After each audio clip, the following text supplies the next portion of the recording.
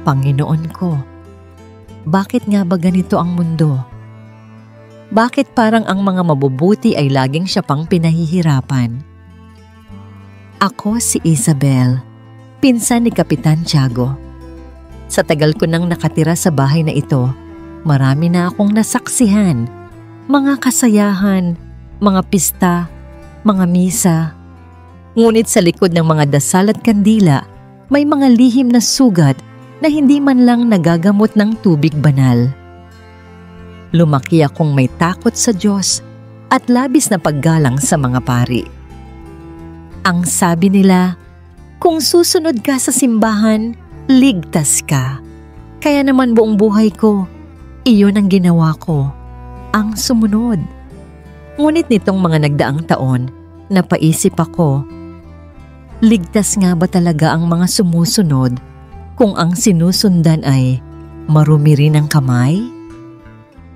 Naalala ko pa nang una kong kargahin si Maria Clara, anak ng aking pinsan na si Kapitan Tiago. Napakaganda ng batang yon. Tila anghel na bumaba sa langit. Mula nang mawala ang kanyang ina, ako na ang tumayong ina-inahan niya. Tinuruan ko siyang magdasal, magrosaryo, at matutong yumuko sa harap ng mga prayle, sapagkat iyon daw ang inaasahan sa mga babaeng galing sa mabuting pamilya. Hindi ko alam noon na sa mga dasal niyang iyon, unti-unti pa lang nakatali ang kanyang kalayaan.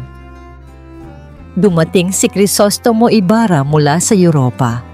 Magalang, matalino, at puno ng pag-asa. Nakilala ko siya bilang anak ni Don Rafael, ang taong ginagalang sa San Diego. Ngunit biglang nagbago ang ihip ng hangin. Ang taong dati nilang tinatawag na mabuti, ngayoy tinuring nilang erehe. Ang anak na may mabuting layunin ay inusig.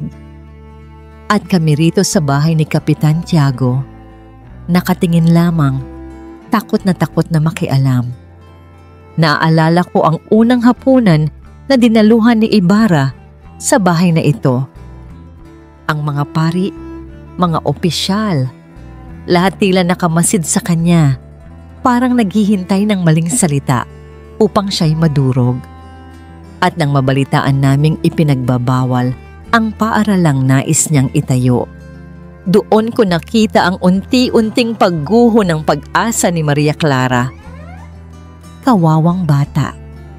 Ang mga mata niya'y puno ng pagmamahal, pero natakot siyang mahalin ang taong tinuring na kalaban ng simbahan. Ang pinsan kong si Kapitan Tiago, ay nako, hindi siya masamang tao, ngunit alipin siya ng takot at ng kapangyarihan ng mga prayle. Ang bawat kilos niya'y batay sa kung anong ikatutuwa ng mga pari, hindi ng Diyos. At ako na may naging tahimik, naging kasabwat ng sistemang ito sa pamamagitan ng aking katahimikan. Nang si Maria Clara ay pilitin sa kasal kay Linares, ramdam ko ang pighati sa puso niya. Ngunit sino bang makakalaban kay Padre Damaso? Kahit ang kanyang ama, kahit ako, kahit ang buong bayan, walang lakas laban sa kanyang galit. At nang mabalitaan naming si Ibarra ay itinatuwa ng lipunan, itinuring na patay, para na ring nawala ang kaluluwa ni Maria Clara. Nang araw na pumasok siya sa kumbento, ako ang naglagay ng belo sa kanyang ulo. Nanginginig ang kamay ko habang tinitingnan ko siyang papalayo. Wala akong nasabi kundi, "Anak, ipagdasal mo kaming lahat." Ngayon, gabi-gabi, mag-isa kong hinaharap ang altar. Si Tiago, nalulong sa bisyo. Si Maria Clara, bihag ng mga pader ng kumbento.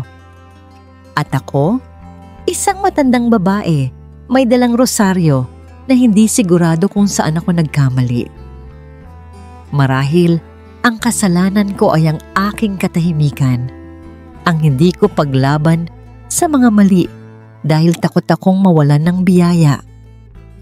Ngunit ngayon, habang lumalabo na ang aking paningin, nauunawaan ko na hindi sa dami ng dasal na susukat ang kabanalan, kundi sa tapang ng puso na tumindig para sa tama. Kung muli akong ipapanganak, naway hindi na ako maging Tia Isabel na laging nakayuko at nananahimik. Naway maging babae akong marunong magtanong, marunong magmahal, at marunong lumaban.